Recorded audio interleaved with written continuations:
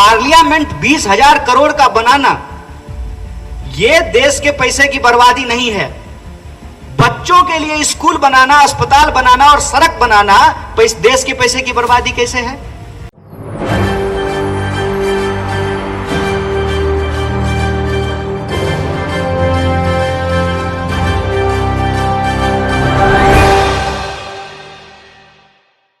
नमस्कार, मैं नाज़मीन खान और आप देख रहे हैं SPN 9 न्यूज़।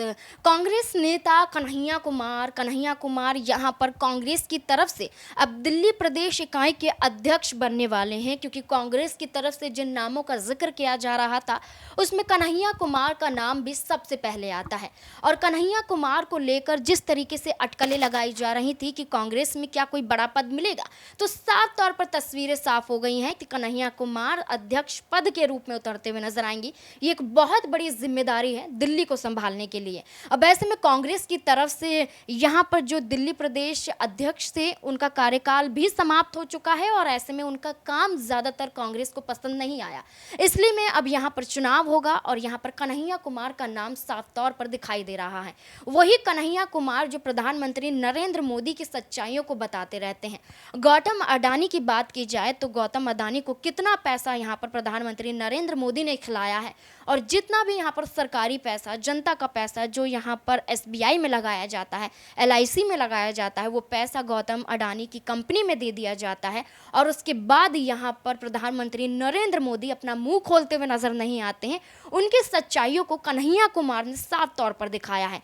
सिर्फ कन्हैया कुमार की बात ना की जाए तो यहाँ पर कन्हैया कुमार ने नए संसद भवन घोटाले की बात की जाए, नए संसद भवन का उद्घाटन हो चुका है, प्रधानमंत्री ने उसका उद्घाटन कर लिया है और साफ तौर पर जाहिर हो गया है कि प्रधानमंत्री कितने घमंडी हैं। अब ऐसे में उस संसद भवन के घोटाले का जिक्र भी अब सामने आ रहा है, उनकी फाइलें भी अब खुलती हुई नजर आ रही हैं, जिसको लेकर कन्हैया कुमार ने काफ़ी कुछ खुलासा किया है। क्या कुछ कन्हैया कुमार कहते हुए नजर आ रहे हैं नए संसद भवन घोटाले को लेकर और प्रधानमंत्री नरेंद्र मोदी को लेकर, देखिए इस रिपोर्ट में। हमारी तमाम जरूरत की चीजें जो पहले भारत की कंपनी, भारत के लोगों द्वारा, भारत के लोगों के लिए बनाया जाता था, आज ये स्थिति पूरी तरह से पलट दी गई है। इसीलिए अर्थव्यवस्था के मामले में यह सरकार पूरी तरह से फेल हुई है। खुद सरकार का दावा है कि हम 80 करोड़ लोगों को 5 किलो अनाज दे रहे हैं। इसका मतलब 80 करोड़ जो लोग हैं वो 5 करोड़ अनाज लेने की स्थिति में हैं। और जब वो 80 करोड़ लोगों को अनाज देते हैं तो कहते हैं कि मास्टर स्ट्रोक है।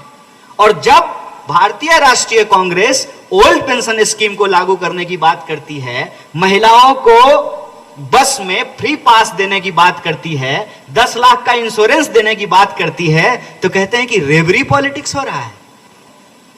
आप मुझे बताइए कि पार्लियामेंट 20,000 करोड़ का बनाना यह देश के पैसे की बर्बादी नहीं है। बच्चों के लिए स्कूल बनाना, अस्पताल बनाना और सड़क बनाना देश के पैसे की बर्बादी कैसे है? अगर प्रधानमंत्री के लिए 8,500 करोड़ का हवाई जहाज खरीदा जा सकता है तो हमारे आपके बच्चों के इलाज के लिए अस्पताल में भी इक्विपमेंट खरीदे जा सकते हैं, सुपर स्पेशलिटी हॉस्पिटल बनाया जा सकता है। आर्थिक स्तर पर यह सरकार पूरे तरीके से फेल रही है। लोगों की आमदनी नहीं बढ़ी है और यह प्रति व्यक्ति आय बढ़ने का जो आंकड़ा है उसका हकीकत यह है कि दोस्त की संपत्ति बढ़ गई है और ये लोग दोस्त को ही देश समझ लिए हैं, इसीलिए दोस्त के आंकड़े को देश का आंकड़ा बता रहे हैं। हकीकत यह है कि इस देश में गरीबी रेखा से नीचे रहने वाले लोगों की संख्या बढ़ी है। 45 साल में बेरोजगारी अपने सबसे उच्चतम स्तर पे पहुंच गया है। जैसे कि आपने कन्हैया कुमार को सुना, कन्हैया कुमार ने साफ तौर पर बताया कि जनता यहाँ पर परेशान है, जनता को यहाँ पर महंगाई से जूझ रही है, यहाँ पर आर्थिक व्यवस्था खराब है, यहाँ पर रोजगार नहीं है, यहाँ पर कोई भी सुरक्षा नहीं दी जाती। लेकिन नए संसद भवन बनाने के लिए प्रधानमंत्री नरेंद्र मोदी जुड़ जाते हैं, क्योंकि वहाँ पर उनकी तारीफ होंगी, उनकी तस्वीरें लगाई जाएंगी और वहाँ पर पूरे देश में ये कहा जाएगा कि प्रधानमंत्री नरेंद्र मोदी द्वारा इस नए संसद भवन को बनाया गया है। अब ऐसे में देखा देखा जाए तो सिर्फ नए संसद भवन का जिक्र ना किया जाए, इसमें यहाँ पर ईडी सीबीआई का जिक्र किया जाए तो साफ तौर पर प्रधानमंत्री नरेंद्र मोदी अपना बचाव करते हुए नजर आते हैं और ईडी सीबीआई का सिकंजा दूसरी विपक्षी पार्टियों पर कसते हुए नजर आते हैं। और यहाँ पर राज्यसभा सांसद संजय सिंह की बात की जाए तो यहाँ पर साफ तौर पर संजय सिंह प्रधानमंत्री नरेंद्र मोदी को उजागर करते हुए नजर आते हैं और किस तरीके से ईडी सीबीआई उनके इशारों पर काम करती है, उनकी तस्वीरों को भी खोलते हुए यहाँ पर संजय सिंह दिखाई देते हैं। क्या कुछ संजय सिंह ने कहा है, देखिए इस रिपोर्ट में। ईडी और सीबीआई इसका यही काम रह गया है। इसका मकसद कोई जांच करना नहीं, बल्कि देश के सबसे लोकप्रिय नेता अरविंद केजरीवाल, आम आदमी पार्टी, उसको फंसाना, उसको बदनाम करना, उनके साथ जुड़े हुए लोगों को जेल में डालना, उनको प्रताड़ित करना, यह काम रह गया है। देश की इन दोनों ईडी सीबीआई की जांच एजेंसी का काम गन पॉइंट पे बयान लेना रह गया है। गवाहों से गन पॉइंट पे बयान लेते हैं, धमकाते हैं, डराते हैं और बयान लेने के बाद फंसाते हैं, जेल में डालते हैं। सबूत कुछ नहीं, तथ्य कुछ नहीं, प्रमाण कुछ नहीं, घोटाला कुछ नहीं, लेकिन धमकाना है, डराना है। प्रधानमंत्री मोदी जी के निर्देश पर उनकी कठपुतली बन के नाचना है।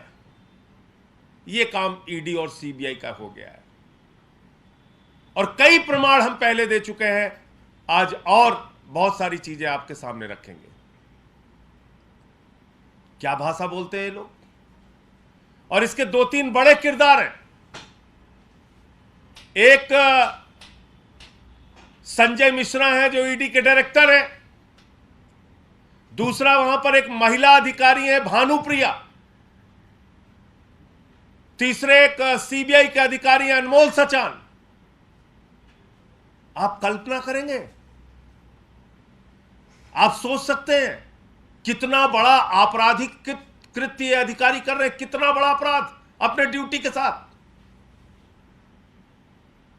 मैं इन सभी अधिकारियों से कहना चाहता हूं, नरेंद्र मोदी जी तो 75 साल के बाद संन्यास ले लेंगे, लेकिन आपको तो आगे भी नौकरी करना है।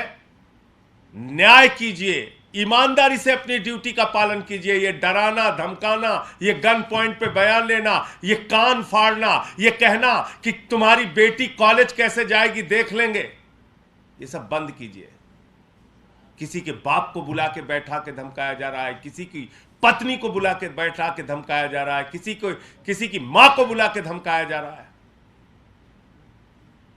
मां, बाप पत्नी को पहले अपने साथ एक कमरे में बंद करके रखते हैं, उसके बाद जाके जेल में कहते हैं कि वो सब हमारे कब्जे में है, बयान दे, नहीं तो ये कर देंगे, वो कर देंगे। और इन तीनों अधिकारियों को इन्वर्टेड कामा में बताना चाहता हूं, ध्यान से सुन लीजिए इस प्रेस कॉन्फ्रेंस के मामले में।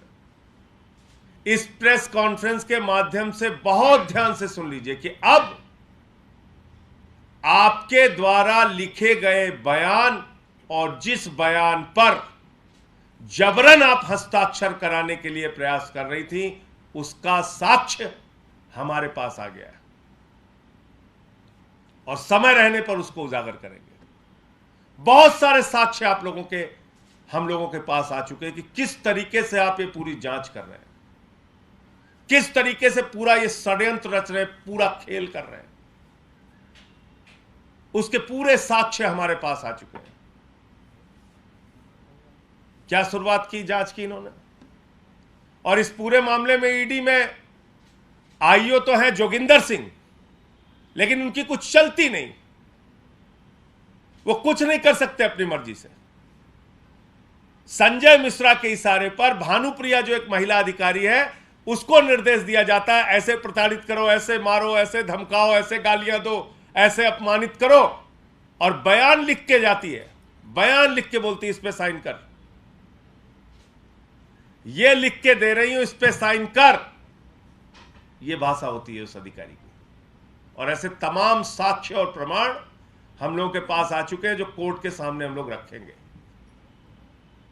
दोनों को आपने सुना, एक तरफ कन्हैया कुमार यहाँ पर प्रधानमंत्री नरेंद्र मोदी के घोटालों को बताते हैं, तो दूसरी तरफ संजय सिंह यहाँ पर ईडी सीबीआई की गलत कार्यवाही को दिखाते हैं जो विपक्षी पार्टी पर चलती हुई नजर आती है।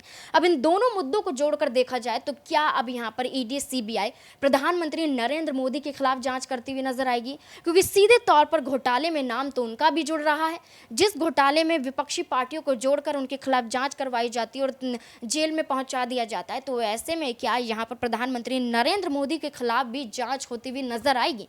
क्या लगता है आपको? कमेंट बॉक्स में जरूर बताएं। धन्यवाद।